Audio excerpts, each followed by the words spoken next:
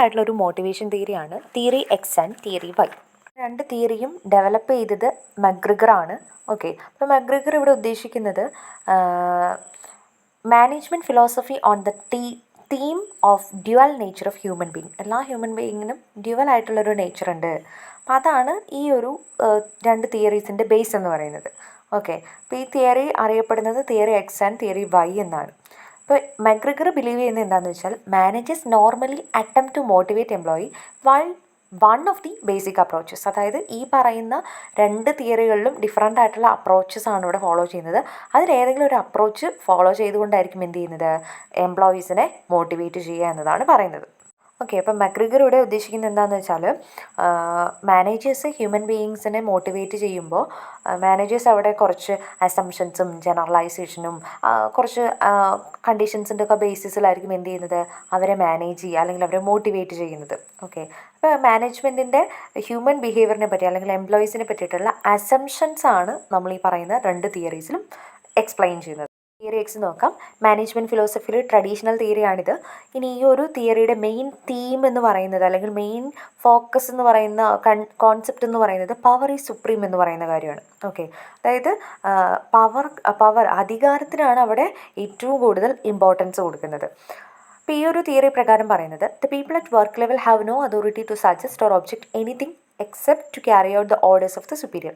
അപ്പോൾ എക്സിൽ പറയുന്നത് എന്താണ്, നമ്മളിപ്പോൾ മാനേജേഴ്സിൻ്റെ അണ്ടറിൽ വർക്ക് ചെയ്യുന്ന സബോർഡിനേറ്റ് ആയിട്ടുള്ള എംപ്ലോയീസ് ഉണ്ടായിരിക്കുമല്ലോ. അപ്പോൾ വർക്ക് ലെവലിലുള്ളവർക്ക് എന്തെങ്കിലും ഒരു കാര്യം സജസ്റ്റ് ചെയ്യാനോ അല്ലെങ്കിൽ എതിർത്ത് പറയാനോ ഒന്നുമുള്ള അതോറിറ്റി അവർക്കില്ല. അവർക്ക് എന്ത് മാത്രമേ ഉള്ളൂ, സുപ്പീരിയർ ഓഫീസേഴ്സ് എന്ത് ഓർഡേഴ്സ് തരുന്നോ അത് ക്യാരി ചെയ്യുക, അത് കറക്റ്റായിട്ട് അതേപോലെ തന്നെ ഫോളോ ചെയ്യുക എന്ന് പറയുന്ന ഒരു കാര്യമാണ് തിയറി എക്സിൽ പറയുന്നത്. ദ ലൈൻ ഓഫ് അതോറിറ്റി അല്ലെങ്കിൽ ചെയിൻ ഓഫ് കമാൻഡ് എന്ന് പറയുന്നത് ഇവിടെ എങ്ങനെയാണ്, goes directly from the top to down. മുകളിൽ നിന്നും അതായത് സുപ്പീരിയർ ഓഫീസേഴ്സിൽ നിന്നും ഒരു ഹൈറാർക്കിക്കൽ ഓർഡറിൽ എന്ത് ചെയ്യുന്നു, ആ ഒരു ലോവർ ലെവൽ എംപ്ലോയീസിലേക്ക് അല്ലെങ്കിൽ വേരിയസ് ലെയേഴ്സ് ഓഫ് ഓർഗനൈസേഷനിലേക്ക് എന്ത് ചെയ്യുന്നു, ആ ഒരു കമാൻഡ് അല്ലെങ്കിൽ അതോറിറ്റി എന്ന് പറയുന്നത് ഫ്ലോ ചെയ്യുന്നു. ഓക്കെ, അപ്പോൾ ഇവിടെ സുപ്പീരിയർ ഓഫീസേഴ്സ് ഓർഡേഴ്സ് പ്രൊവൈഡ് ചെയ്യുന്നു, അത് ആര് ക്യാരി ചെയ്യും, സബോർഡിനേറ്റ്സ് ക്യാരി ചെയ്യും. അസംഷൻസ് ആണ് പറയുന്നത്. അതായത് ഈ പറയുന്ന ഫിലോസഫി പ്രകാരം മാനേജ്മെൻറ്റ് എംപ്ലോയീസിനെ കുറച്ച് അസംഷൻ്റെ ബേസിസിലാണ് കാണുന്നത്. അപ്പോൾ എംപ്ലോയീസിനെ അവരെങ്ങനെ നോക്കിക്കാണുന്നു, തിയറി എക്സ് പ്രകാരമുള്ള മാനേജേഴ്സ് എംപ്ലോയീസിനെ എങ്ങനെ നോക്കിക്കാണുന്നു എന്നുള്ളത് നോക്കാം. Average person inherently dislike work and will avoid if it is possible. അതായത് അവർ ഉദ്ദേശിക്കുന്നത് എംപ്ലോയീസ് എല്ലാം തന്നെ, അതായത് ഒരു സാധാരണ ഉള്ള ഒരാൾ വർക്ക് ചെയ്യാനായിട്ട് താല്പര്യപ്പെടുന്നില്ല, ഇനി അത് അയാൾക്ക് സാധ്യമാവുമെങ്കിൽ അയാൾ എന്ത് ചെയ്യും, ആ വർക്കിൽ നിന്ന് അയാൾ ഒഴിവായി പോകും, അവോയ്ഡ് ചെയ്യും എന്നതാണ് ഒന്നാമത്തെ അസംഷൻ. ഇനി people must be coerced, control, direct and threatened with punishment to get them. അതായത് അപ്പോൾ അതുകൊണ്ട് തന്നെ അവർ വർക്ക് ചെയ്യാൻ താല്പര്യപ്പെടാത്തതുകൊണ്ട് തന്നെ അവിടെ മാനേജേഴ്സ് എന്ത് ചെയ്യണം എന്ന് അവർ വിചാരിക്കുന്നത്, അവരെ നമ്മൾ നിർബന്ധിക്കണം അല്ലെങ്കിൽ അവരെ കൺട്രോൾ ചെയ്യണം, അവർക്ക് ആവശ്യമായിട്ടുള്ള ഡയറക്ഷൻസ് പ്രൊവൈഡ് ചെയ്യണം. അതായത് അവർ വർക്ക് ചെയ്തില്ലെങ്കിൽ പണിഷ്മെൻറ്റ് കൊടുക്കുമെന്നുള്ള രീതിയിൽ അവരെ ത്രെട്ടൻ ചെയ്യണം. എന്നാൽ മാത്രമേ അവർ കറക്റ്റായിട്ട് ഓർഗനൈസേഷൻ ഗോൾസ് അച്ചീവ് ചെയ്യുന്ന രീതിയിൽ വർക്ക് ചെയ്യുള്ളൂ എന്നതാണ് രണ്ടാമത്തെ അസംഷൻ. മൂന്നാമത്തെ അസംഷനിൽ പറയുന്നത് ദേ വിഷസ് ടു അവോയ്ഡ് റെസ്പോൺസിബിലിറ്റി. അതായത് ഇവിടെ വർക്ക് ചെയ്യുന്ന വർക്കേഴ്സ് അവിടെ എന്താണ് റെസ്പോൺസിബിലിറ്റി ഏറ്റെടുക്കാനായിട്ട് തയ്യാറാവുന്നില്ല, അവരത് അവോയ്ഡ് ചെയ്യാനായിട്ടാണ് നോക്കുക എന്നതാണ് അടുത്ത അസംഷൻ. പിന്നെ പറയുന്നത് most people at work has relatively little ambition. അതായത് ഇപ്പോൾ വർക്ക് ചെയ്യുന്ന വർക്ക് ലെവലുള്ള ആൾക്കാർ എങ്ങനെയായിരിക്കും, അവർക്ക് ഒത്തിരി അംബിഷൻസ് ഒന്നുമില്ല. അവരാകെ നോക്കുന്നത് എന്താണെന്ന് വെച്ചാൽ അതിൽ നിന്ന് കിട്ടുന്ന എക്കണോമിക് റിവാർഡ്സ് മാത്രമായിരിക്കും അവർ അന്വേഷിക്കുന്നത്. ആ ഒരു റിവാർഡ്സ് സെക്യൂരിറ്റി മാത്രമാണ് നോക്കുന്നത്. അംബീഷ്യസ് ആയിട്ടുള്ള പീപ്പിളല്ല വർക്ക് ചെയ്യുക എന്നതാണ് തിയറി എക്സിൽ മാനേജേഴ്സ് തിങ്ക് ചെയ്യുന്നത്.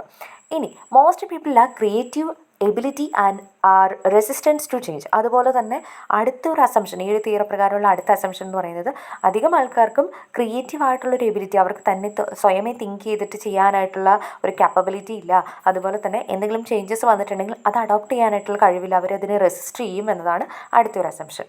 ഇനി ഈ ഒരു തിയറി പ്രകാരം പറയുന്നത് ട്രഡീഷണൽ ആയിട്ടുള്ള വർക്കിംഗ് മെത്തേഡ് തന്നെയാണ് എല്ലാ ആൾക്കാരും ഫോളോ ചെയ്യാനായിട്ട് അല്ലെങ്കിൽ അവർ ചെയ്യാനായിട്ട് താല്പര്യപ്പെടുക. ഓക്കെ, അപ്പോൾ അതുകൊണ്ട് തന്നെ ഡെവലപ്മെൻറ്റ്, റിസർച്ച് അങ്ങനെയുള്ള കാര്യങ്ങൾക്കൊന്നും അവിടെ സ്കോപ്പ് ഇല്ല എന്നതാണ് പറയുന്നത്, സ്കോപ്പ് കുറവാണ് എന്നതാണ് പറഞ്ഞത്. ഇനി അതുപോലെ ഈ ഒരു തിയറി പ്രകാരം പറയുന്നത് വർക്കർ എന്ന് പറയുന്നത് അത്ര ബ്രൈറ്റ് ആയിട്ടുള്ള ആളൊന്നും അല്ല. ഓക്കെ, ഇവരൊരിക്കലും ബ്രൈറ്റ് അല്ല, ഗള്ളബിൾ ആയിട്ടുള്ള ആൾക്കാരാണ്.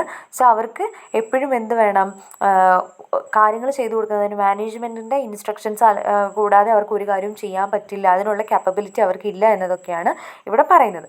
പിന്നെ പറയുന്നത് സെൽഫ് സെൻറ്റേർഡ് ആയിട്ടുള്ള ആൾക്കാരാണ്. അതുപോലെ തന്നെ അതായത് അവർക്ക് സെൽഫായിട്ട് പേഴ്സണലായിട്ടുള്ള നീഡ്സ് ഉണ്ട്, അതിനപ്പുറത്തേക്ക് ഓർഗനൈസേഷണൽ നീഡ്സിന് വേണ്ടിയിട്ട് വർക്ക് ചെയ്യാനായിട്ട് വർക്കേഴ്സ് താല്പര്യപ്പെടില്ല എന്നതാണ് ഈ ഒരു തിയറി പ്രകാരം പറയുന്നത്. ഇങ്ങനെ ഒരു കോൺസെപ്റ്റ് ആയതുകൊണ്ട് തന്നെ തിയറി എക്സ് ഫോളോ ചെയ്യുന്ന ഒരു മാനേജർ എന്തായിരിക്കും ചെയ്യുക, സെൻട്രലൈസ്ഡ് ആയിട്ടുള്ള കൺട്രോൾ ആയിരിക്കും എക്സസൈസ് ചെയ്യുന്നത്. ഓക്കെ, അപ്പോൾ അവർ ഇങ്ങനെ ഒരു തിയറി പ്രകാരം ഫോളോ ചെയ്യുന്ന ഒരു ഓട്ടോക്രാറ്റിക് സ്റ്റൈൽ ഓഫ് ലീഡർഷിപ്പ് ഒക്കെ ആയിരിക്കും അവർ ഫോളോ ചെയ്യുക.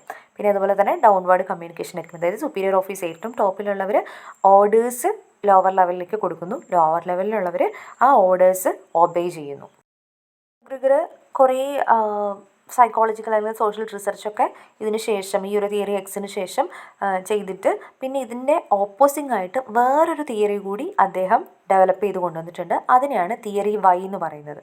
ഓക്കെ, അപ്പോൾ ഈ ഒരു തിയറി മാനേജ്മെൻറ്റിൻ്റെ ഒരു പുതിയ അപ്രോച്ച് സജസ്റ്റ് ചെയ്യുന്നുണ്ട്. The theory is participative in the sense that supervisors consult their subordinates about the proposed course of action before taking any decision. അപ്പോൾ ഈ ഒരു തിയറി പ്രകാരം പറയുന്നത് എന്താണ്, മാനേജേഴ്സ് അല്ലെങ്കിൽ സൂപ്പർവൈസേഴ്സ് കുറച്ചും കൂടി പാർട്ടിസിപ്പേറ്റീവ് ആയിട്ടുള്ള ഒരു സെൻസിൽ കാര്യങ്ങൾ എടുക്കണം. അതായത് അവരൊരു ഡിസിഷൻസ് എടുക്കുന്ന സമയത്ത് സബോർഡിനേറ്റ്സിനെ കൂടി എന്ത് ചെയ്യുക, അവിടെ കൺസൾട്ട് ചെയ്യുക. ഓക്കെ, അപ്പോൾ ഒരു ഡിസിഷൻ എടുക്കുന്നതിന് മുൻപ് ആ ഡിസിഷൻ മേക്കിംഗ് എന്ന് പറയുന്ന കാര്യത്തിൽ ആ ഒരു ആക്ടിവിറ്റിയിൽ സബോർഡിനേറ്റ്സിനെ കൂടി ഇൻക്ലൂഡ് ചെയ്യിപ്പിച്ചുകൊണ്ട് അത് ചെയ്യുക എന്നതാണ് പറഞ്ഞത്. ഫോളോ ചെയ്യുന്ന മാനേജേഴ്സ് അവർക്ക് കുറച്ച് അസംഷൻസ് ഉണ്ടായിരിക്കും അവിടുത്തെ വർക്കേഴ്സിനെ പറ്റി. അപ്പോൾ അതെന്തെല്ലാമാണ് എന്നതാണ് നമ്മൾ നോക്കുന്നത്.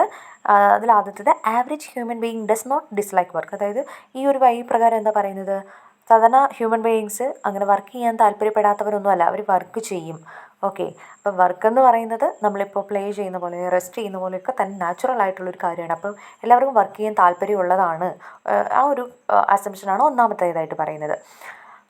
അതുകൊണ്ട് തന്നെ external control and threat of punishment are not only the means for bringing about the effort. അപ്പോൾ ഓർഗനൈസേഷണൽ ഒബ്ജക്റ്റീവ് അച്ചീവ് ചെയ്യുന്നതിന് വേണ്ടിയിട്ട് ഇവരെ കൊണ്ട് എഫേർട്ട് എടുപ്പിക്കുന്നതിന് വേണ്ടി അവരെ ത്രെട്ടൺ ചെയ്യേണ്ടതോ പണിഷ്മെൻറ്റ് ചെയ്യേണ്ട എക്സ്റ്റേണൽ കൺട്രോൾ മാത്രമല്ല അതിനുള്ള വഴി. അപ്പോൾ അവർക്ക് എന്ത് ആവശ്യമായിട്ട് വരും, അവർക്ക് സെൽഫ് ഡയറക്ഷൻ കൊടുക്കുക, സെൽഫ് കൺട്രോളിൽ കൂടിയൊക്കെ തന്നെ അവർക്ക് എന്ത് ചെയ്യാൻ പറ്റുമെന്നാണ് പറയുന്നത്, ഓർഗനൈസേഷണൽ ഒബ്ജക്റ്റീവ്സ് അച്ചീവ് ചെയ്യാനായിട്ടുള്ളൊരു ക്യാപ്പബിലിറ്റി എംപ്ലോയീസിന് ഉണ്ടാവും. പിന്നെ commitment to objective is the function of the rewards associated with achievement. ഇനി അതുപോലെ തന്നെ ഇവർ ജസ്റ്റ് ഒരു പണത്തിന് വേണ്ടിയിട്ടല്ല, റിവാർഡ് കിട്ടുന്നതിന് വേണ്ടിയിട്ടല്ല അവർ വർക്ക് ചെയ്യുന്നത്.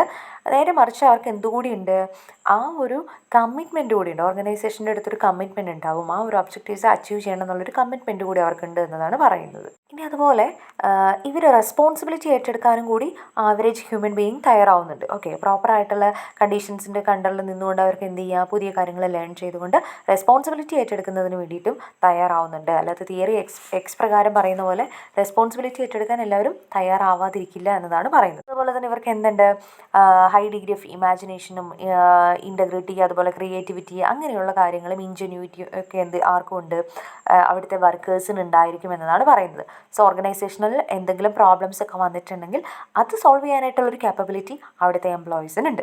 അപ്പോൾ ഈ ഒരു തിയറി പ്രകാരം മെഗ്രിഗർ ബിലീവ് ചെയ്യുന്നത് എന്താണെന്ന് വെച്ചാൽ, ഈ ഒരു തരത്തിലാണ് തിയറി വൈ പ്രകാരമുള്ള എംപ്ലോയീസാണ് അവിടെ ഉള്ളതെന്ന് വെച്ചാൽ അവിടെ ഡീസെൻട്രലൈസേഷൻ ഫോളോ ചെയ്യാൻ പറ്റും. കാരണം അവിടെ സെൻട്രലൈസ് ചെയ്ത് പവർ എന്ന് പറയുന്ന ഒരു കാര്യത്തിന് കൂടുതൽ അവർ പണിഷ് ചെയ്യേണ്ട, ത്രെട്ടൺ ചെയ്യേണ്ട കാര്യമില്ല.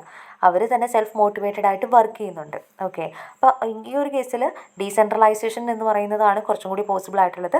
പിന്നെ അവിടുത്തെ ലീഡർഷിപ്പ് സ്റ്റൈൽ എന്ന് പറയുന്നത് ഡെമോക്രാറ്റിക് ആയിട്ടുള്ളൊരു ലീഡർഷിപ്പ് സ്റ്റൈൽ അവിടെ മാനേജേഴ്സ് ഫോളോ ചെയ്താൽ മതിയാവും എന്നതാണ് പറയുന്നത്.